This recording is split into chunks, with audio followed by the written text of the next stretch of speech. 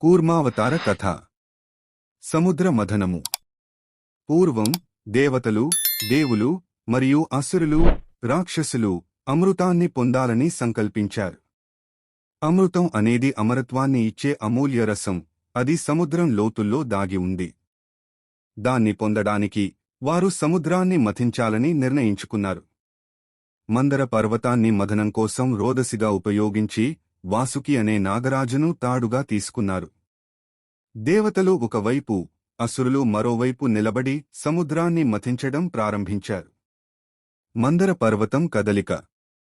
మథనం మొదలైన కొద్దిసేపటికే మందర పర్వతం సముద్రంలోకి మునిగిపోవడం ప్రారంభించింది. అందరూ గందరగోళానికి గురయ్యారు.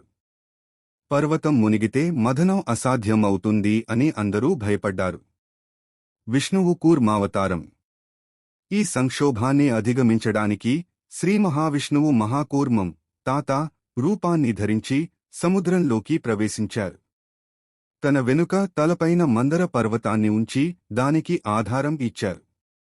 ఇలా మథనం మళ్లీ ప్రారంభమైంది.